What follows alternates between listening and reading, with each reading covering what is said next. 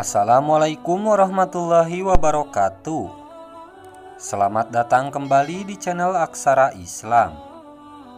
Sahabat beriman, di dalam agama Islam ada sejumlah zikir penyembuh segala penyakit yang penting untuk diketahui dan diamalkan setiap muslim. Amalan zikir tertentu bisa menjadi sarana berikhtiar mengharap kesembuhan agar Allah Subhanahu wa Ta'ala mengangkat suatu penyakit. Secara harfiah, zikir artinya menyebut, menuturkan, mengingat, atau mengerti setiap perbuatan baik. Menurut istilah, zikir adalah ucapan lisan, gerakan raga maupun getaran hati sesuai dengan cara-cara yang diajarkan agama guna mendekatkan diri kepada Allah Subhanahu wa Ta'ala. Zikir atau zikir bisa diartikan sebagai puji-pujian yang dilakukan seseorang mukmin kepada Allah dan diapalkan secara berulang-ulang.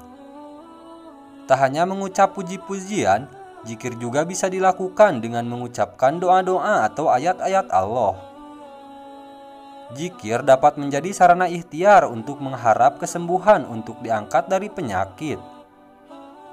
Rasulullah Shallallahu Alaihi Wasallam pernah bersabda bahwa segala penyakit pasti ada penawar atau obatnya. Hal ini mengingatkan bahwa sebagai seorang mukmin hendaknya selalu tabah dan tak berhenti berharap kepada Allah ketika sedang mendapat cobaan berupa penyakit. Semua penyakit ada obatnya. Apabila sesuai antara obat dan penyakitnya, maka penyakit akan sembuh dengan izin Allah Subhanahu wa Ta'ala. Hadis riwayat Muslim. Surah-surah di dalam Al-Quran tidak diragukan lagi kebenarannya. Ada beberapa yang diyakini dapat menyembuhkan penyakit. Berikut ini adalah 3 zikir penyembuh segala penyakit. 1. Mengamalkan surah Al-Mu'awwizat, Al-Ikhlas, Al-Falaq, dan An-Nas. Surah Al-Quran yang diyakini muzarab untuk kesembuhan dari segala penyakit adalah surah Al-Mu'awwizat, yakni Al-Ikhlas, Al-Falaq, dan An-Nas. Ketiganya adalah surah penutup dalam Al-Quran dan memiliki keutamaan serta fadilah yang agung. Surat ini dapat dijadikan pelindung dari godaan setan, sihir, bahkan untuk menghindari kejahatan manusia. Hal itu diterangkan oleh Wahbah Al-Juhaili dalam tafsir Al-Munir. Pandangan tersebut disandarkan pada hadis dari Aisyah tentang kebiasaan Rasulullah membaca surah Al-Ikhlas, surah Al-Falaq, dan surah An-Nas sebelum tidur. Dari Aisyah radhiyallahu anhu bahwasanya Nabi Muhammad sallallahu alaihi wasallam jika pergi ke tempat tidur beliau setiap malam, beliau mengumpulkan kedua telapak tangan beliau. Kemudian beliau meniupkan dalam terbukanya dan membaca surah Al-Ikhlas, surah Al-Falaq, dan surah An-Nas. Kemudian dengan kedua telapak tangan tersebut, beliau mengusap tubuh beliau, dimulai dari kepala dan wajah, serta anggota tubuh lainnya.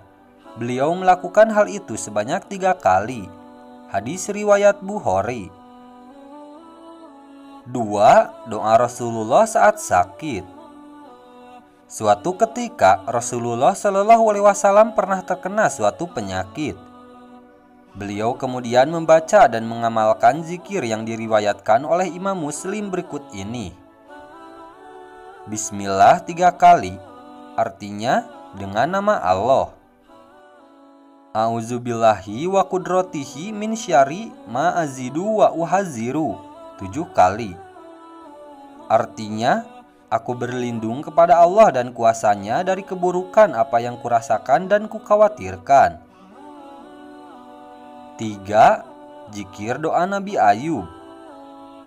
Dalam surah Al-Anbiya ayat 83 menerangkan tentang doa Nabi Ayub alaihissalam saat mendapat ujian berat ditimpa penyakit bertahun-tahun. Nabi Ayub alaihissalam lalu bermunajat kepada Allah dan diabadikan dalam Al-Quran.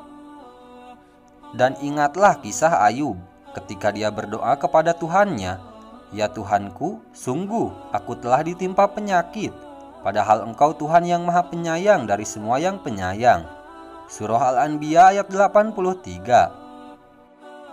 Doa yang dilafalkan Nabi Ayub alaihissalam sebagai sarana bermunajat memohon kesembuhan kepada Allah adalah sebagai berikut ini.